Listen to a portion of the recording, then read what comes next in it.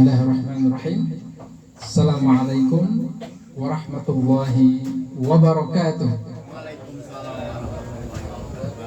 Alhamdulillahi bini'matihi tatimmus shalihat.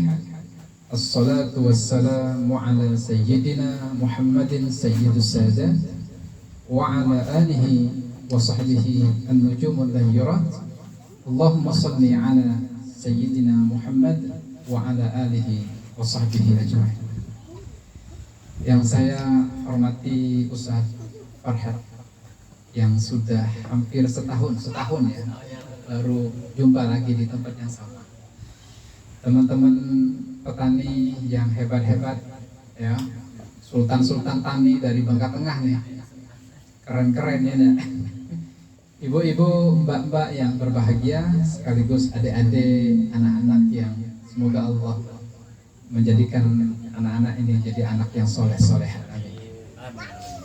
Alhamdulillah sore ini bisa bersua kembali ke kawan-kawan petani, dan ini menjadi ya momentum kesempatan yang sangat baiklah untuk kita baca berkisah Pak Haji, berkisah tentang sahang, berkisah tentang ya kita sisipin dengan nilai-nilai agama.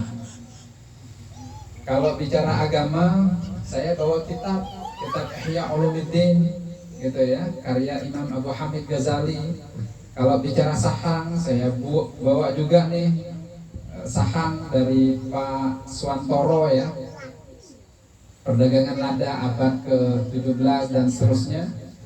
Kemudian ditopang juga buku yang kami tulis sendiri, Bingkai Kearifan. Di sini juga termuat tuh bicara tentang ada nilai-nilai agama dalam praktek berkebun sahang kita itu Pak. Jangan dibuang itu Pak ya. Orang zaman dulu itu sangat kental Pak nilai agama dalam hal berkebun sahang. Mulai dari misalnya saat mereka garap hutan, mereka gotong royong sama-sama Pak orang zaman dulu. Dan biasa setelah hutannya dibakar, ditunung, ditanamlah dengan huma atau padi Pak ya. Saat panen padinya, disitulah kemudian ada tradisi sedekah gitu kan. Bareng baca sedekah selamatan lah Pak, karena sudah panen padi yang mereka dapat gitu. Nah setelah itu banyak lagi tradisi-tradisi yang lain yang bisa dilakukan oleh para petani. Kan setelah tanam padi, bersamaan dengan nanam padi itu mereka tanam saham gitu ya. Dengan padi itulah kemudian menjadi sungkup remonnya, supaya tidak terpapar ke cahaya matahari yang dominan gitu Pak. Nah setelah padi tadi panen, jerami padi itu kemudian jadi pupuk organiknya Pak, direbak bahasa kita ya, tahu rebak Pak ya. Kemudian ditimbun sama tanah. Kemudian untuk pupuknya mereka bikin pupuk yang organik ya, tanah rom namanya, tahu Pak ya, tanah angus. Itu pupuk super itu Pak. Zaman dulu udah ada kontaminasi pupuk kimia yang berlebih seperti sekarang. Kemudian untuk mengusir hamanya ya mereka pakai pengasapan yang mereka bakar gitu kan di dalam kebun, sehingga hama-hama seperti nduk gitu Pak ya, nduk semunyu ataupun itu hama penggerek batang gitu kan, kemudian mengisap batang lada kita, itu diusir secara alami, secara kultural dengan asap api dan lain-lain. Kalau sekarang gampang main semprot pakai kimia Pak. Nah ini lumayan merusak badan kita, merusak ekosistem yang ada, merusak juga sistem imun pada tanaman kita, khususnya sahang. Makanya sahang kita itu Pak sekarang banyak penyakit ya, macam-macam. Yang zaman dulu udah ada, sekarang luar biasa banyak. Mulai dari penyakit busuk pangkal batang, kalau zaman sekarang tuh COVID Pak. Kalau bagi manusia ya, COVID yang sebarannya itu cepat dan pesat. Kalau satu sudah kena, bisa nularin orang-orang yang ada di sekitar. Sama kasus lada kita. Ketika satu batang terserang oleh jamur Phytophthora capsicum, Itu disebabkan jamur Pak ya. Itu bisa sehamparan kebun kita kena semua.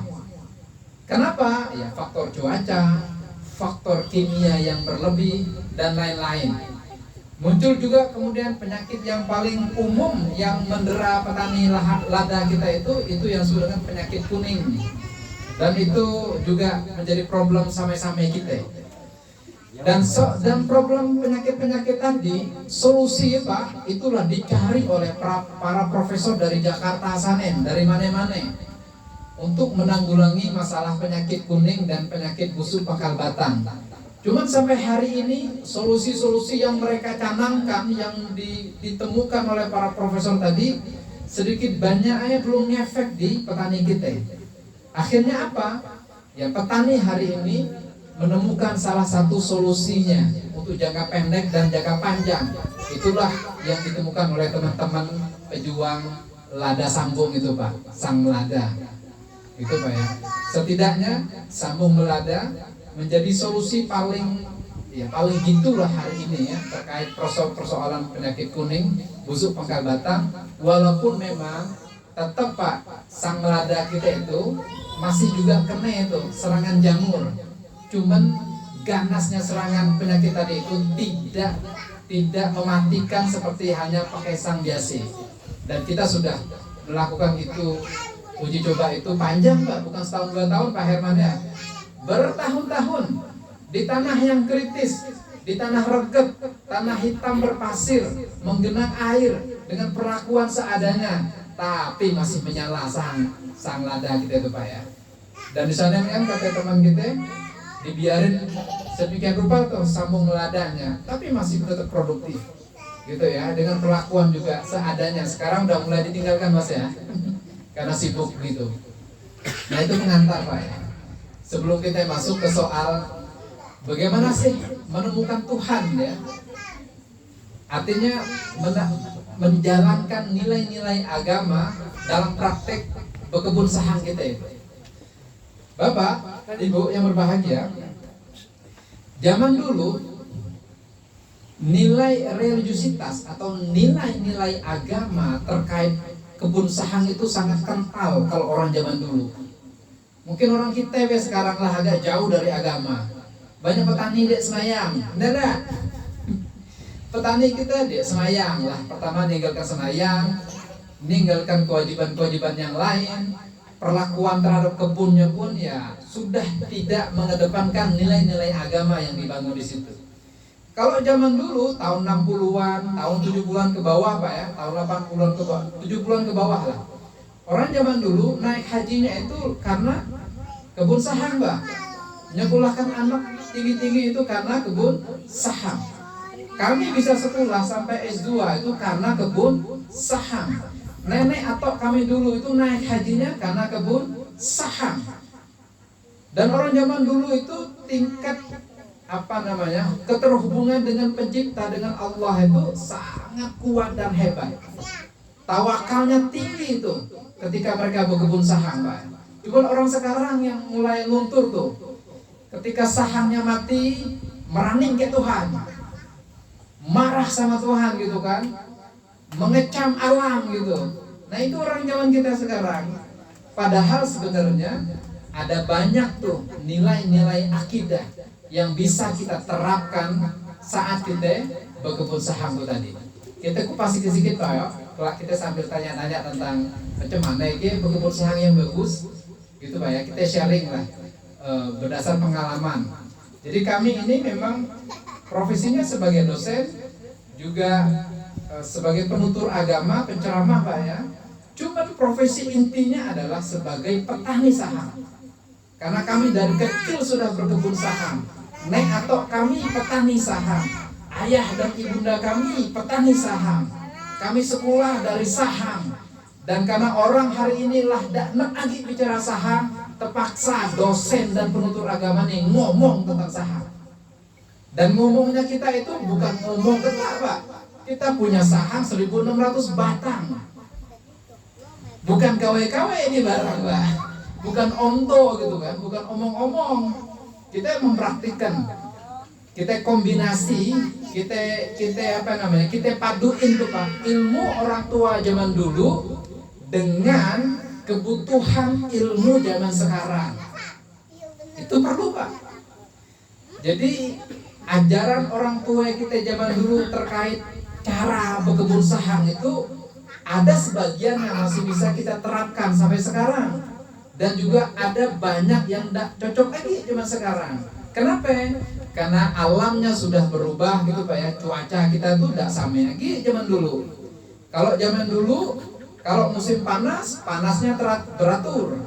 Kalau musim hujan juga sama. Ada bulan-bulan tertentu kapan musim hujan lebat, kapan musim panas yang terik gitu. Sehingga siklus kita mupuk saham untuk ngebunganya jelas Pak waktu-waktu. Tapi kalau zaman sekarang, ketika diprediksi musim panas, ternyata ada banyak hujan turun.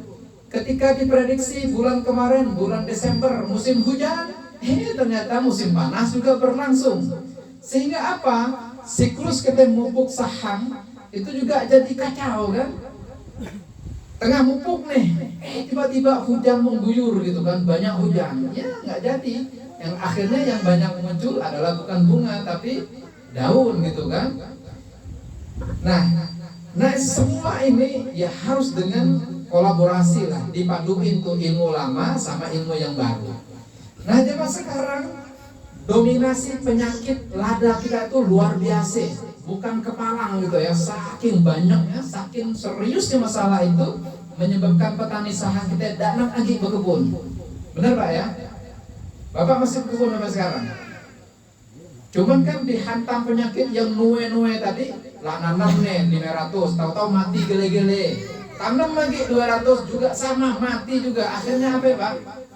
Macam tidak kawagi berkebun saham. Itu yang terjadi di petani kita yang lain-lain. Akhirnya apa? Beralihlah mereka dari berkebun saham menjadi petani-petani yang lain gitu. Ditambah harga sawit meninggi sekarang gitu ya. Kenapa tinggi? Karena memang perusahaan tengah replanting besar-besaran. Jadi dalam 3-4 tahun terakhir ini bisa naik terus itu Pak. Bagus harga sawit kita. Dengan harga sawit yang menggiurkan, ditambah dengan harga lada tahun 2015 sampai 2021 yang lalu harganya rendah pada. Dengan harga yang serendah-rendahnya, petani tidak mengagi berkebun saham. Kalau nanam sawit, gampang gawe ya. Paling tadi setiap minggu paling nyemprot gawe ya, habis itu mupuk lah. Tidak ada seperti ngerawat saham yang harus setiap hari kayak ngurus bayi gitu. Nah alasan-alasan ini kemudian menambah kuat untuk petani kita itu beralih fungsi gitu ya, beralih ke sektor pertanian yang lain, pertanian kebun sawit. Sahamnya akhirnya tinggal nama. Dan itulah terjadi hari ini Pak. Di dalil itu, katakanlah dari 100 orang pekebun saham dulu, mungkin dulu tuh setiap rumah tuh orang berkebun saham. Kalau sekarang dihitung jari Pak, siapa yang bertanam saham sampai sekarang? Ya mungkin tidak jauh beda. Di sini juga sama mungkin ya. Mendaerah sana yang lebih lagi Pak, karena pabriknya banyak. Di sini kan agak jauh nih pabriknya. Di sini pabrik sawit harus bawanya kemana ya Pak? Belilik yang paling dekat ya. Puput gitu ya. Kalau di daerah kita sana yang di Bangka Indung itu banyak Pak, berlimpah itu pabrik-pabrik sawitnya. Sehingga apa?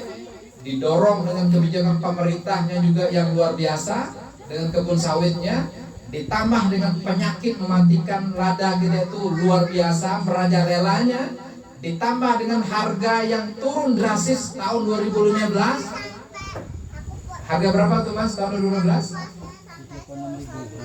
Ya di bawah 60.000 lah. Saya pernah jual harga 70.000 atau 50.000. Saya pernah jual harga 50.000 Pak.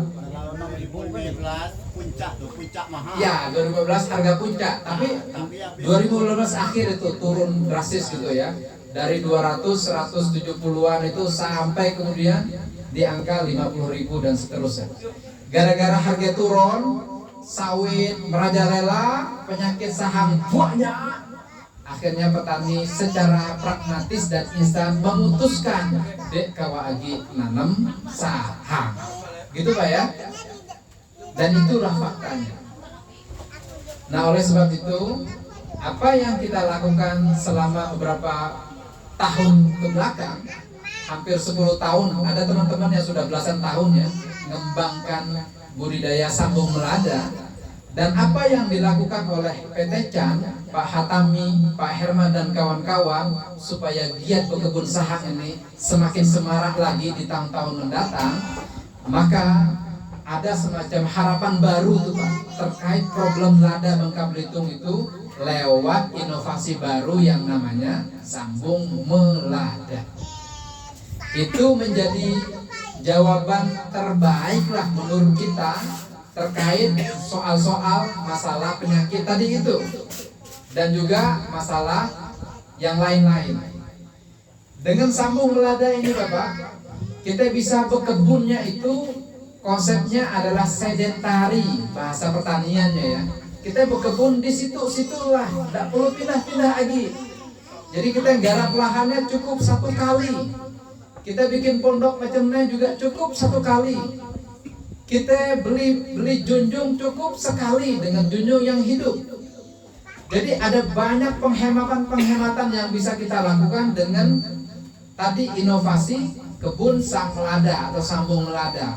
Dengan daya banting yang luar biasa, dengan ketahanan fisiknya juga yang luar biasa, dengan durasi waktu hidup tumbuhnya itu juga panjang Pak. Punya saya sudah masuk usia ke tahun ke-7. Kalau Bapak sang biasa tahun ke-5 itu kira-kira gimana ya Pak kondisi ya? Biasanya banyak mati ya. Ada contoh. Hah? Ada contoh gimana? Punya pula contoh. Berapa tahun tuh Pak usia? 4 tahun lah. 4 tahun lah KO semua ya. Lah diganti sawit kan? 2 kali ngasil, lada ngasih lagi. 2 kali ngasil, lada ngasih lagi.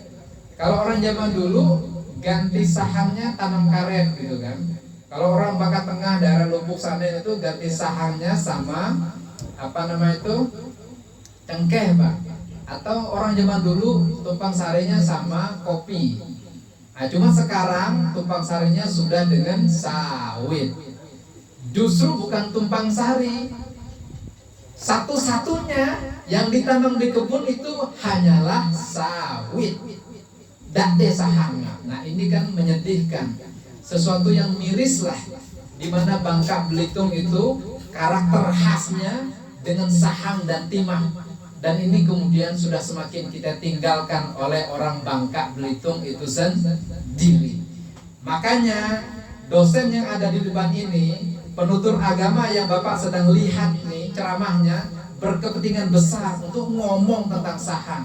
Jangan sampai sahang hanya sebatas ingatan masa lampau kita dan kita bawa nih satu inovasi dan perubahan baru berkebun sahang kita itu dengan pendekatan yang tadi kita contohi. Nah jemaah sekalian, bapak-bapak hadirin wal hadirat yang berbahagia, udah menit berapa nih? Oh masih lama ya, baru jam 5. Masih panjang ini ya. Saya sudah semangat di awal ini. 18-12 masih panjang siap. Nanti kita selengin nanti dengan diskusi Pak ya. Oke, sebelum saya masuk tentang budidaya sahang, karena kita ceritanya kan ceramah nih Pak ya. Masa bicara sahang, kalau bicara sahang nanti saat kita di kebun, nah kita pandu tuh teknis budidayanya. Ya Mbak ya. Mbak yang CM-nya siapa nih? Yang di sini. Oh itu ya. Tapi seling-seling lah nanti selang-seling kita masuk ke teknis budidayanya sedikit-sedikit. Cuman kita mau lebih banyak di aspek nilai-nilai agamanya di balik berkebun sahang kita itu. Nah sebelum ke situ Pak, kami mau tinjau sedikit nih, karena kita kan sedang puasa sekarang. Kita sedang berpuasa. Dan ternyata praktek berkebun sahang kita itu juga ada tuh nilai-nilai puasa di dalamnya. Gitu Pak ya. Dan ini pernah disuarakan oleh Profesor Widodo. Dulu pernah datang ke kebun ini memandu petani bagaimana bikin pupuk kompos organik, bagaimana nih bikin tanah kita itu menjadi subur kembali dengan sistem apa itu Pak Herman, solarisasi ya. Dulu pernah dipandu tuh teman-teman petani. Nah, Pak Widodo itu pernah menuturkan dan kami tulis dalam buku kami di sini, Bingkai Kearifan, judulnya Rukun Iman dalam Praktek Berkebun Saham.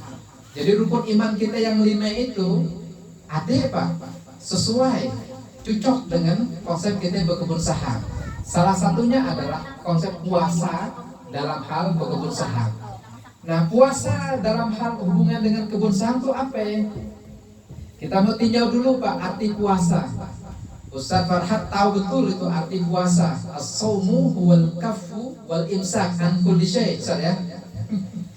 Al-imsaku wal kafu an kulli syai'. Al-imsak artinya menahan, mengendalikan. Wal kafu itu artinya ya sama ya, hal-hal yang berkaitan dengan giat kita menahan, mengendalikan, menjaga dan memelihara diri kita dari perkara-perkara yang justru boleh, termasuk juga perkara yang dilarang. Nah, apa yang kita tahan? Yang kita tahan nih Pak, syahwat mulut kita gitu ya, syahwat perut lah. Ada 2 hal ya, syahwat perut sama syahwat kemaluan.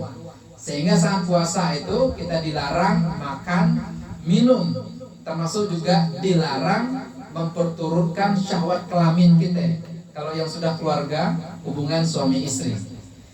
Jadi giat menahan, mengendalikan itu menjadi satu keharusan yang kita lakukan saat kita puasa.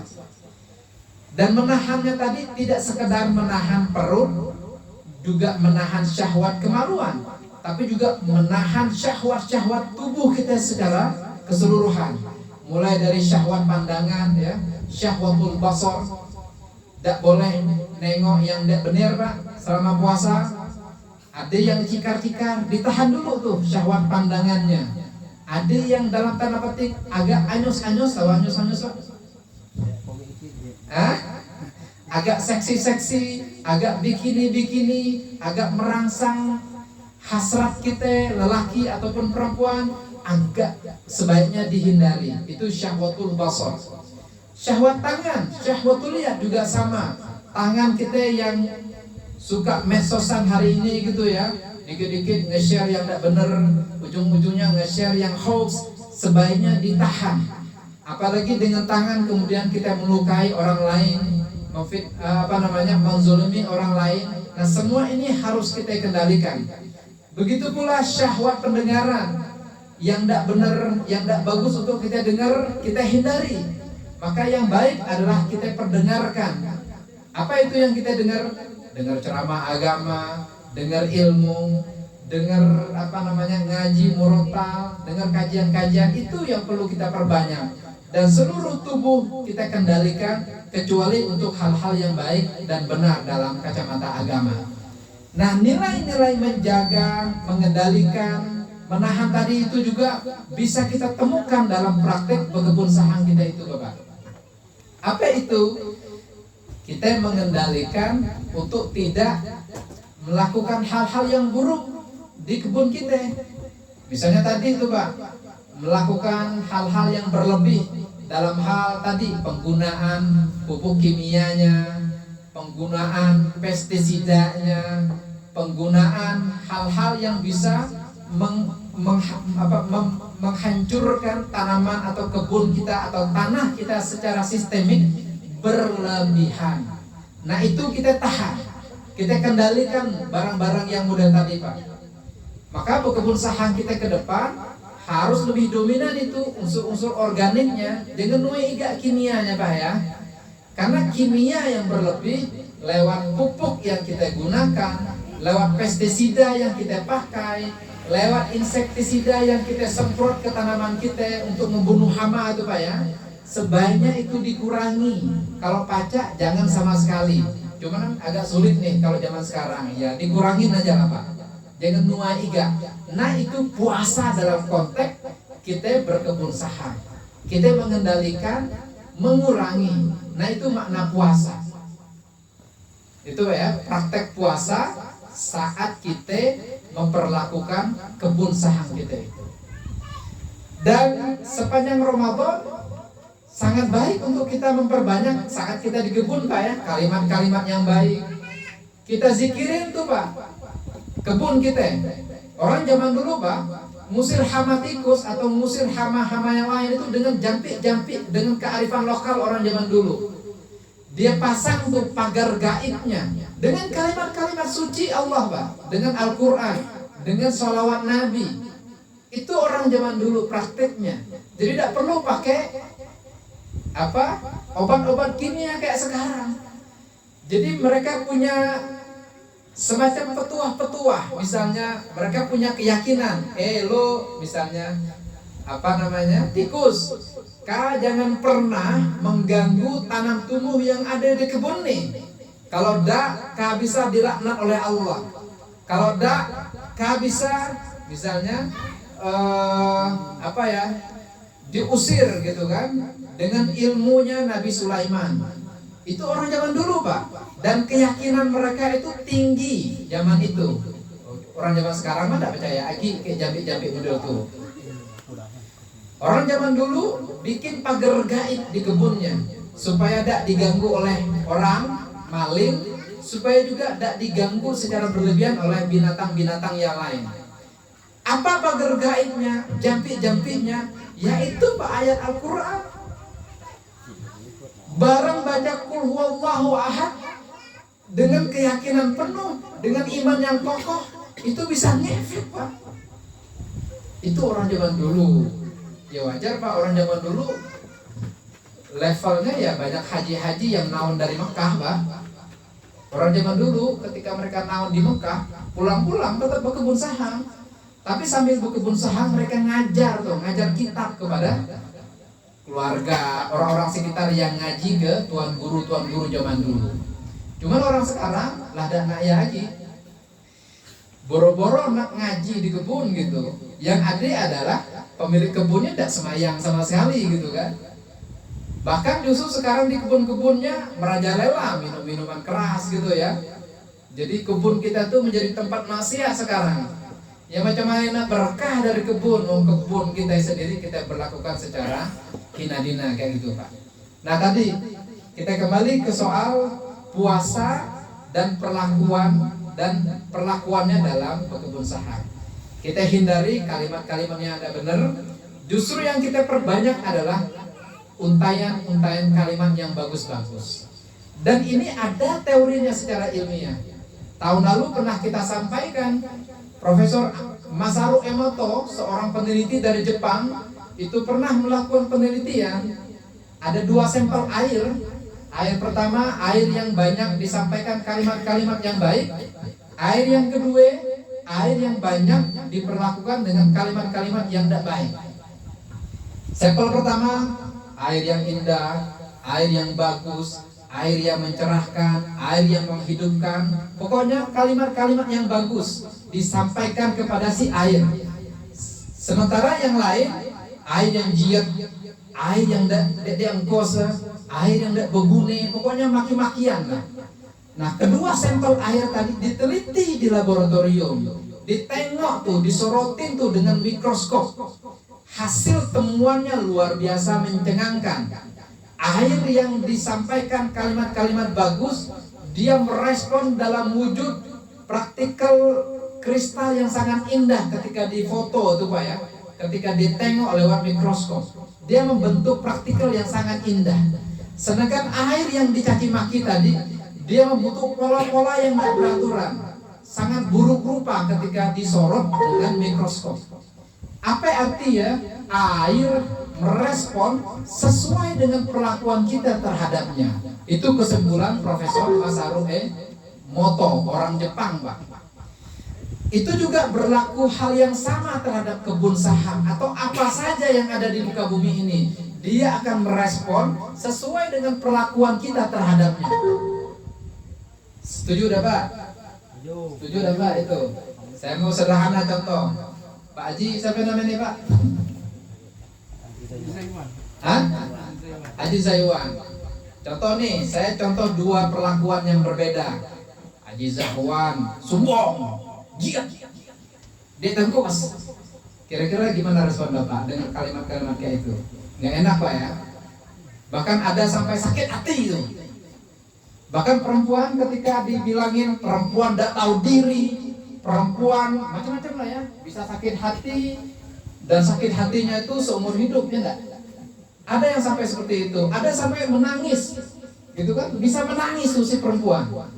Betapa kita manusia aja tidak sanggup tuh merespon kalimat-kalimat buruk yang ditujukan ke kita. Apalagi anak kecil Pak ya.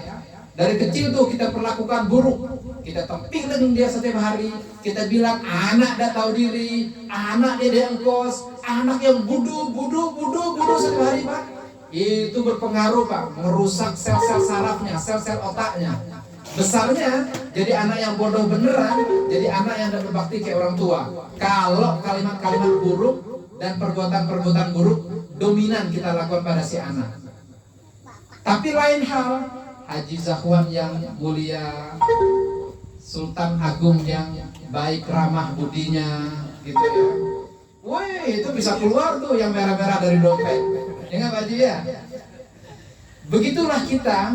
Jadi kita itu akan merespon sesuai dengan perlakuan atau respon orang terhadap kita. Kalau respon yang kita sampaikan adalah baik, maka dia pun akan merespon bahkan lebih baik. Tapi kalau yang kita sampaikan adalah yang buruk-buruk, maka kita pun akan melakukan boleh jadi kita tidak nerima tuh apa yang disampaikan, hadirnya dia aja kita udah enak dan dedak gitu Pak ya, karena saking tidak nyaman ya kita dengan dia. Tanaman, air, apa saja itu Pak juga melakukan hal yang sama.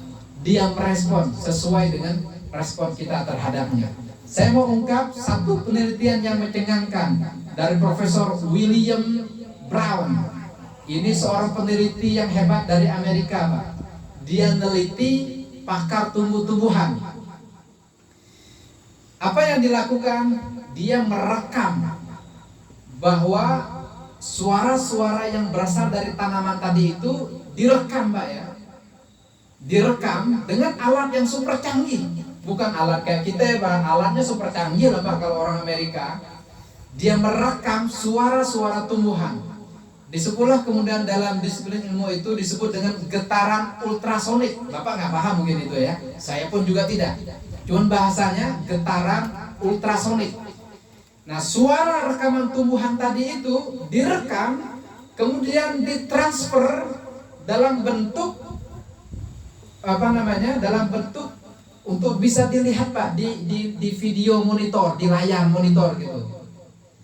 Jadi hasil suara rekaman tumbuh-tumbuhan tadi itu direkam, kemudian ditransfer dengan alat tertentu sehingga bisa ditengok, dilihat lewat monitor. Entah itu monitor handphone, monitor komputer atau monitor televisi atau apa saja yang bisa disaksikan. Apa kesimpulannya? Hasil rekaman tumbuhan yang dilakukan oleh Profesor William Brown sama timnya yang hebat-hebat itu, ketika dilihat di monitor, itu dia membentuk pola-pola garis-garis yang membentuk lafaz-lafaz atau kalimat tertentu. Yang mencengangkan adalah seolah-olah dia membentuk lafaz-lafaz Allah gitu Pak. Dan ketika itu dibuktikan, Profesor William Brown dan kawan-kawan itu kaget sedemikian rupa. Mereka nggak punya tuh penafsiran terhadap fenomena ini. Sampai mereka ketemu seorang ilmuwan muslim dari India. Ilmuwan muslim India tadi ketika melihat garis-garis lafal yang dibentuk lewat tadi hasil suara-suara tumbuhan tadi itu, dia berkesimpulan bahwa dalam Islam kami bisa menjawab fenomena yang aneh dan langka ini. Apa yang kata ilmuwan muslim dari India tadi? Bahwa tumbuh-tumbuhan ini sebenarnya pada saat yang sama dia berzikir menyebut nama Allah. Dan tadi itu Pak ya, ketika dilihat di monitor membentuk garis-garis yang berwujud lafaz Allah. Dari situlah kemudian disimpulkan hasil penelitian Profesor William Brown dan kawan-kawan tadi bahwa tumbuhan berzikir, bertasbih menyebut nama Allah. Usai penelitian itu rampung, profesor yang tadi itu masuk Islam Pak. Ya, apa yang maksudnya? bahwa tanaman pun sebenarnya mereka berzikir dan bertasbih. Dan itu ada ayat dalam surah Al-Isra, ya, disebutkan bahwasanya Allah Subhanahu wa taala berfirman, apa itu? Yusabbihu lahus sab'us samawati yusabbihu lahus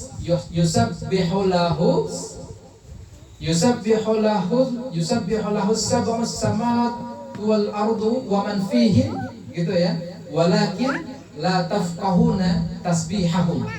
Di versi yang lain ada ayat, ada kalimat wa inna kulla syai'in yusabbihu lahu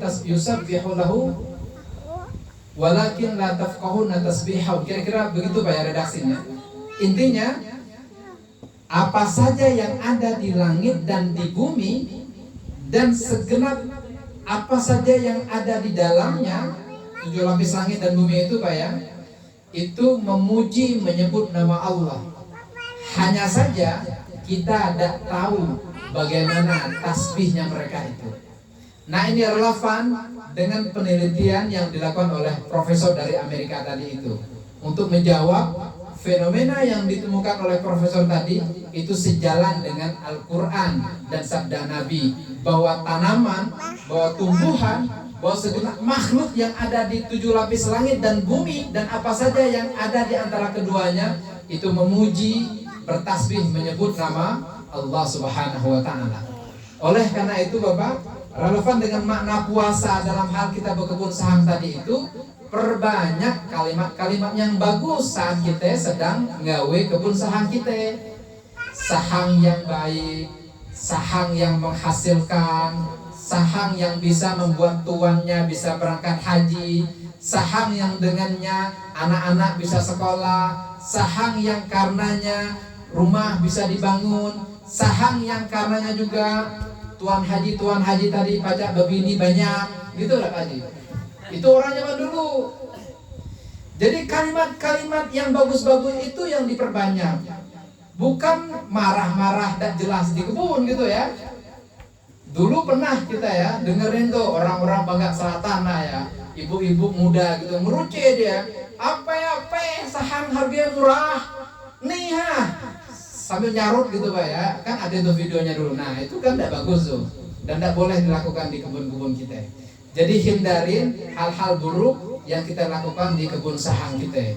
Apalagi misalnya sengaja tuh ngencingin kebun sahangnya Pak ya, sengaja dikencingin tuh dengan jorok.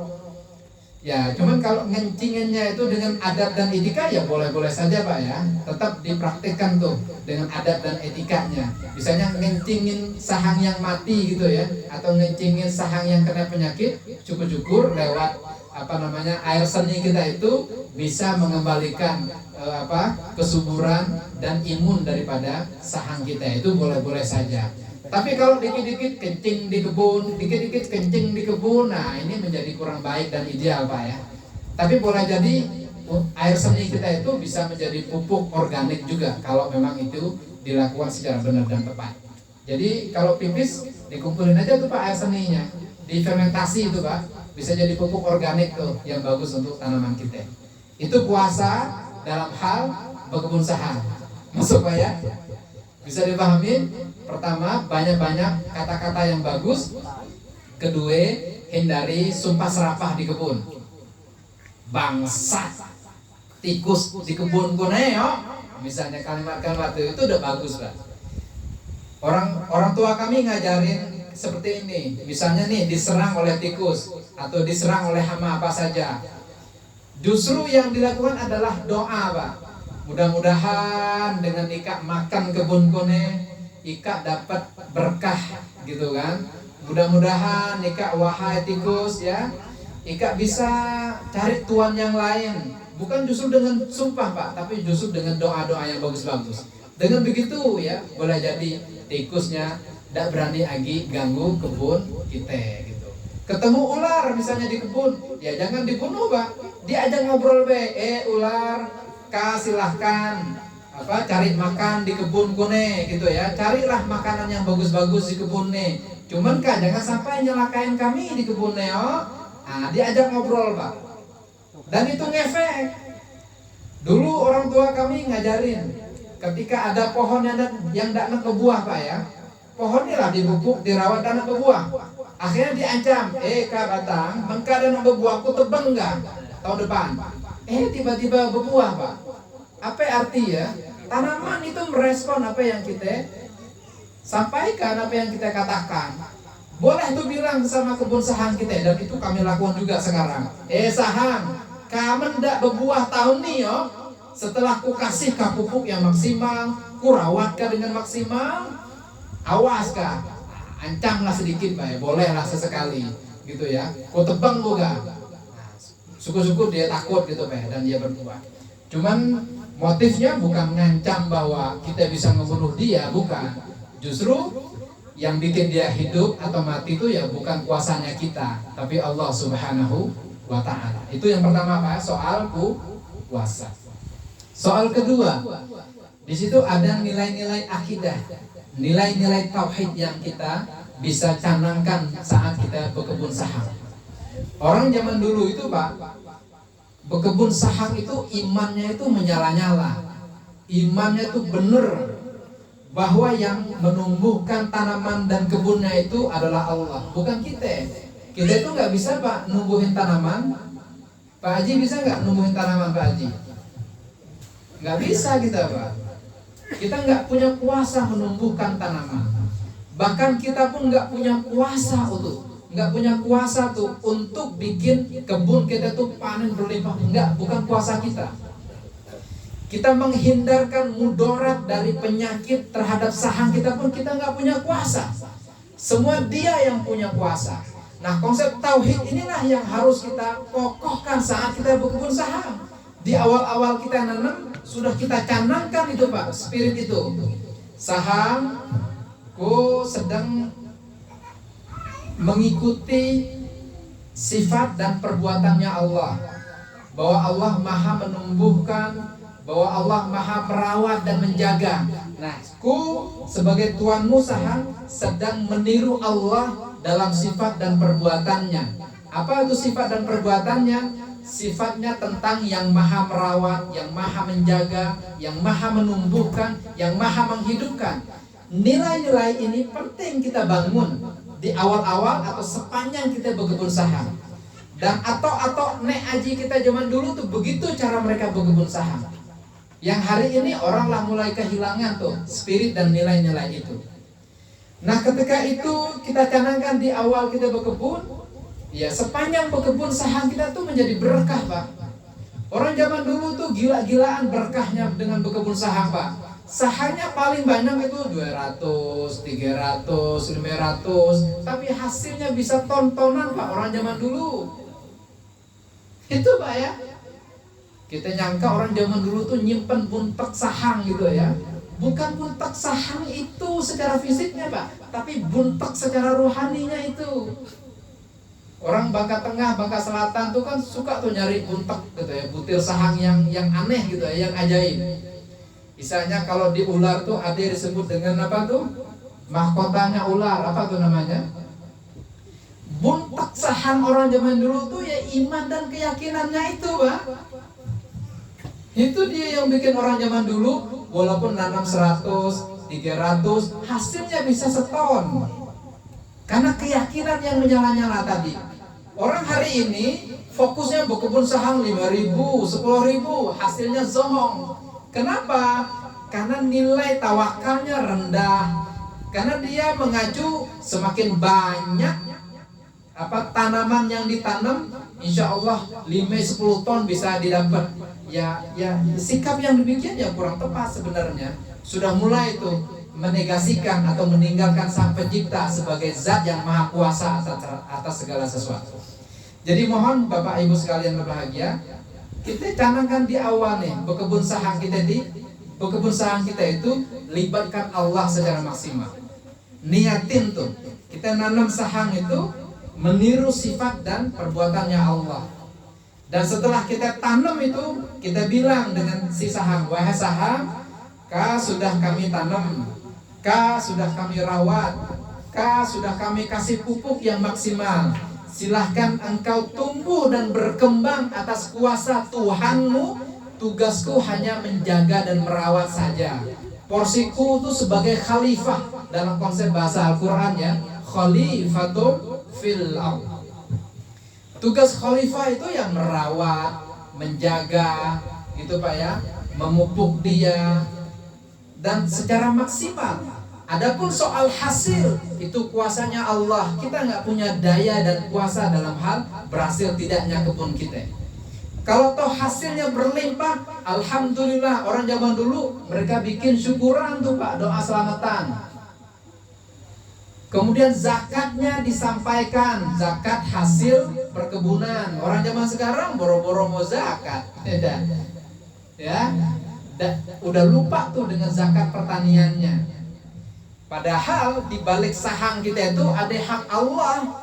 Allah yang menghadirkan hujan sehingga tanah menjadi subur. Allah yang bikin rotasi siang dan malam sehingga kebun kita menjadi maksimal.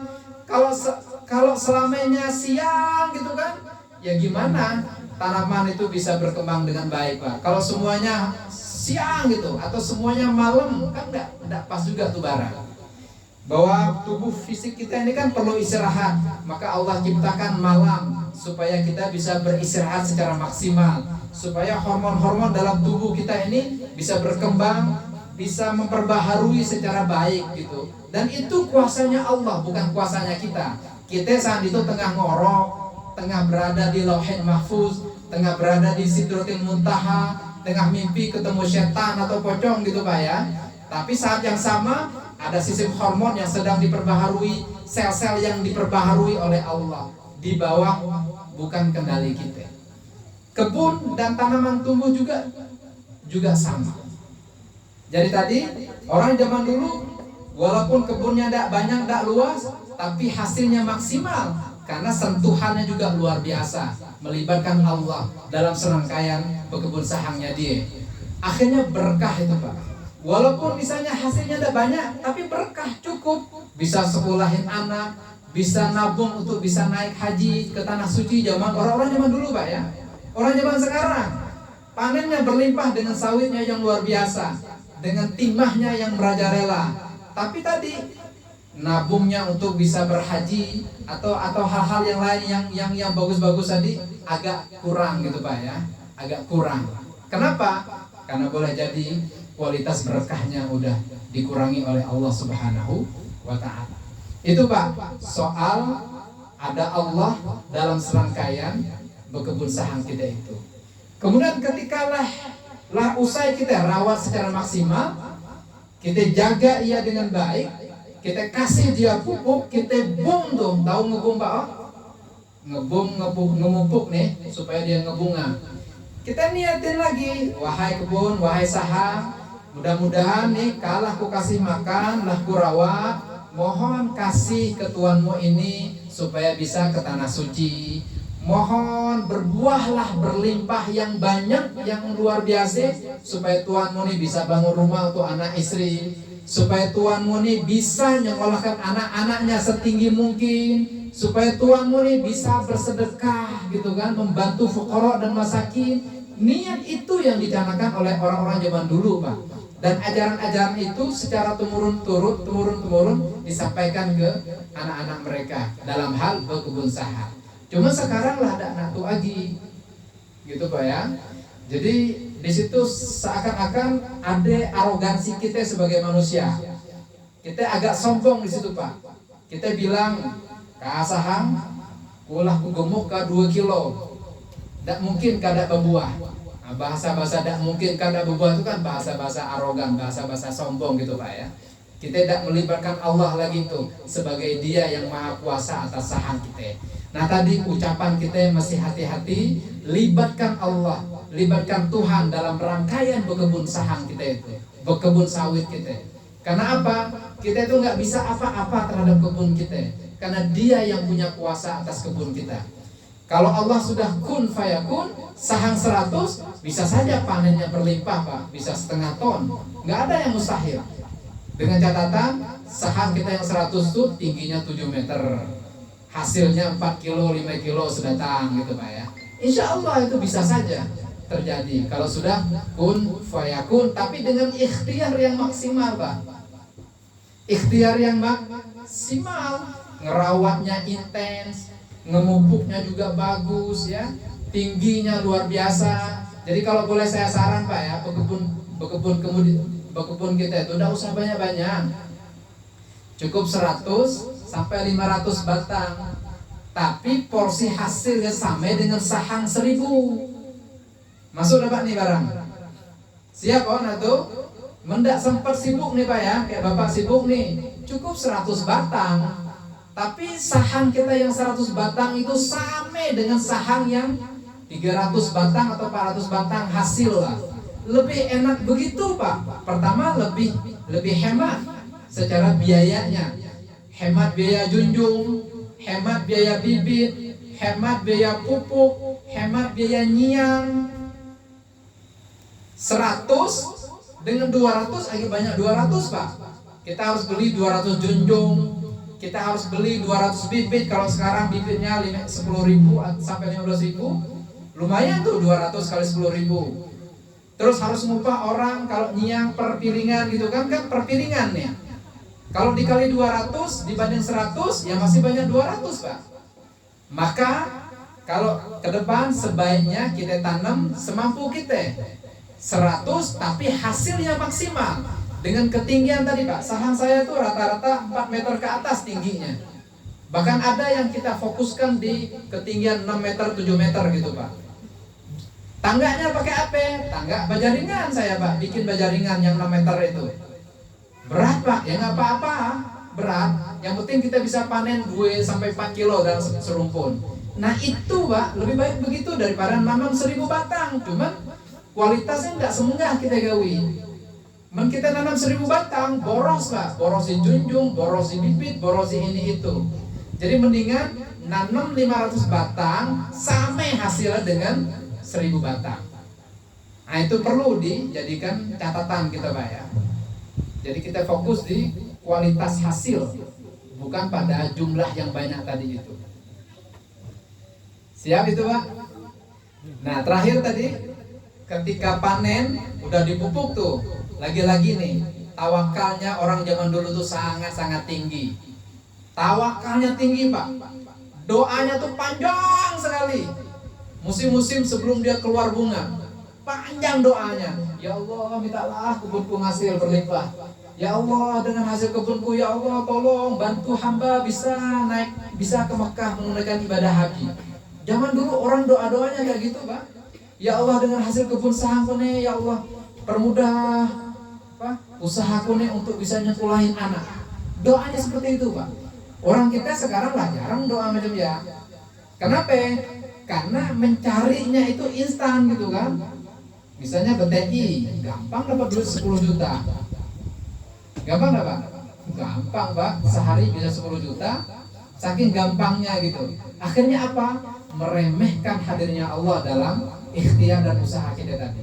Kita lupa ke Tuhan. Banyak tak yang lupa ke Tuhan Pak? Banyak.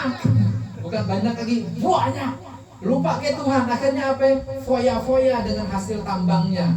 Selingkuh lah, main perempuan lah, minum minuman khamr lah. Itu sudah menjadi bagian identik yang dilakukan oleh orang-orang yang tadi yang notabene lupa ke Tuhan. Beda petani zaman dulu. Keterlibatan ke Allah itu super tinggi. Ketika lagi pupuk, dia tengadahkan tangan, ya Allah, sahang dan kebunku ini lah kurawat dengan maksimal. Lah kami pupuk dengan perlakuan yang sangat baik dan ideal. Kami pasrahkan kepada Engkau ya Allah. Engkau yang maha menghadirkan berkah lewat kebun ini. Engkau yang bikin kebun ini panen raya. Kami pasrahkan kepada Engkau ya Allah. Doa tuh yang diperbanyak orang-orang zaman dulu dalam sholat malam. Nah cuman kita sekarang, petani sekarang lah ada digi ya Pak. Di kebun tuh boro-boro semayang. Sajadahnya dia mungkin tak ada di kebun. Orang zaman dulu Pak lengkap alat sholatnya. Ya dah, lengkap. Kopiah resamnya itu identik sekali. Sampai bikin kopiah dari batang resam. Apa maksudnya? Berkebun saham dan nilai-nilai religius orang zaman dulu tuh sangat kuat. Bukti apa itu? Kopiah resam, produk yang dihasilkan dari kebun. Kopiah resam menjadi karakter dan identitas orang Bangka zaman dulu. Orang zaman sekarang lagi pakai enggak kopiah resam? Lagi, cuma lah jarang gitu kan, lah pakai kopiah haji kayak Pak Haji ini gitu kan. Orang zaman dulu Pak, kalau Bapak nih yang pakai kopiah resam datang ke pasar Pangkal dipanggil mampir Bang Haji, walaupun belum haji. Kenapa? Karena kopiah resam itu simbol religiositas, simbol haji zaman dulu. Orang zaman dulu jarang pakai kopiah putih. Banyaknya Pak Haji kita dulu rata-rata pakai kopiah resam kalau dia keluar rumah. Sehingga apa yang menjadi identik lah kalau datang ke pasar Pangkal Pinang, pasar Sungai Liat dipanggil yang pakai kopiah resam baik haji atau tidak haji dipanggil Mang Haji, Wah Haji mampir beli buah. Begitu Pak, dan sampai hari ini masih berlaku yang seperti itu. Apa yang maksud dah? Kopiah resam itu identik sekali dengan nilai-nilai agama, dengan kebun saham orang zaman dulu. Sekarang yang jadi pertanyaan, penambang timah kita hari ini pakai kopiah resam enggak kalau dia nambang? Boro-boro pakai kopiah resam tapi tidak semayang. Nah itu yang jadi soal. Atau petani-petani kita zaman sekarang, ada enggak, lengkap enggak peralatan sembahyangnya di kebunnya itu? Atau ketika waktu asar sembahyang asar enggak dia? Nah ini jadi soal-soal kita sampai-sampai. Maka dalam konteks kita ngaji pada sore hari ini, nilai-nilai agama orang zaman dulu itu harus kita hidupkan terus-menerus Pak. Dan yang terpenting di luar semua itu adalah soal panen tidaknya saham kita, soal mati dan tumbuh terus-menerusnya saham kita. Tugas kita adalah ikhtiar maksimal. Yang punya kuasa atas segala sesuatu berkaitan dengan saham kita itu ya Allah Subhanahu wa Ta'ala. Disitulah porsi kita. Tinggal kita ngadu ke Allah, ya Allah, kalau toh memang kebunku hari ini tidak bisa panen raya, tapi setidaknya ya Allah, mohon beri kesempatan kami kembali untuk bisa berkebun dan bisa berlimpah panennya untuk di kebun yang berikutnya. Begitu Pak orang zaman dulu. Bukan kayak sekarang. Ketika diuji dengan penyakit busuk pangkal batang yang menghantam semua saham kita bilang, dak kau lagi berkebun, gitu ya, dak kau lagi berkebun. Tuhan dia adil gitu ya. Ya jangan, dak seperti itu Pak ya. Nah ini saya kira nilai-nilai agama yang bisa kita hidupkan sepanjang kita berkebun saham lewat ajaran-ajaran yang diturunkan orang-orang zaman dulu ke kita, yang sekarang lah mulai kita agak abaikan.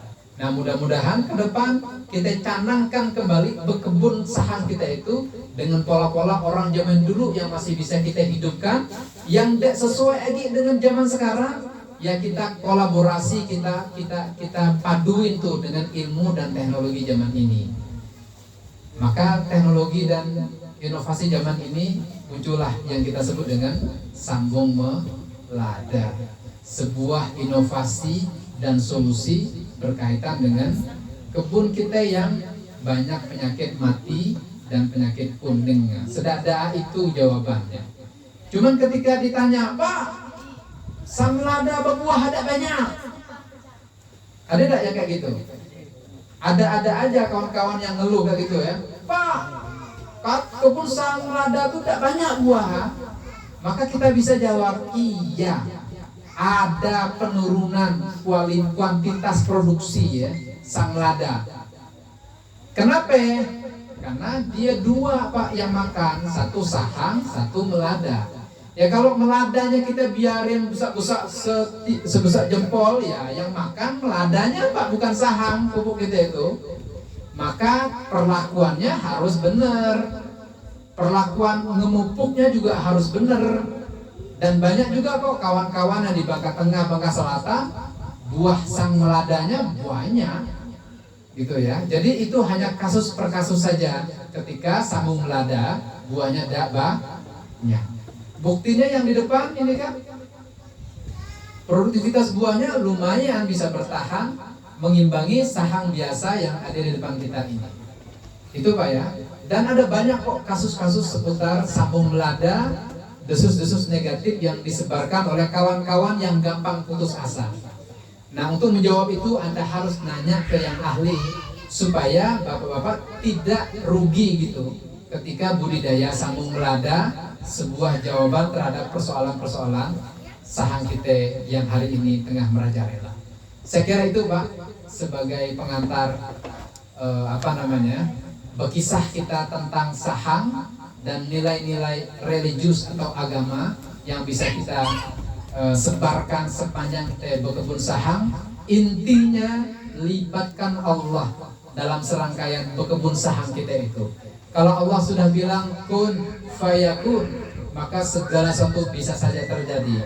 Ya, idza syaa kana wa idza lam yasha lam yakun, kata Imam Abu Ja'far At-Tahawi, pengarang kitab ya Aqidah At-Tahawiyah.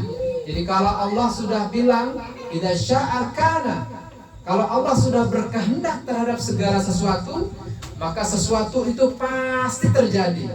Wa idza lam yasha lam yakun, dan apabila Allah tidak berkehendak terhadap sesuatu itu tidak terjadi, maka sesuatu tadi pasti tidak akan pernah terjadi. Nah, ini akidah yang benar dan kita canangkan betul-betul saat kita berkebun saham. Apa saja bisa terjadi dan sesuatu bisa terjadi atas kendali dan kuasanya Allah Subhanahu wa taala. Tugas kita ikhtiar maksimal, usaha secara ideal dan maksimal. Adapun hasil Allah yang menetapkan, Allah yang mentakdirkan. Saya kira itu Bapak cerita berkebun sahang kita sore hari ini. Lagi banyak waktu, silakan kalau ada yang diskusi teknis terkait berkebun sahang kita. Insya Allah kita lumayan punya pengalaman banyak terkait itu semua Bapak. Ini saja dari kami. Wassalamualaikum warahmatullahi wabarakatuh.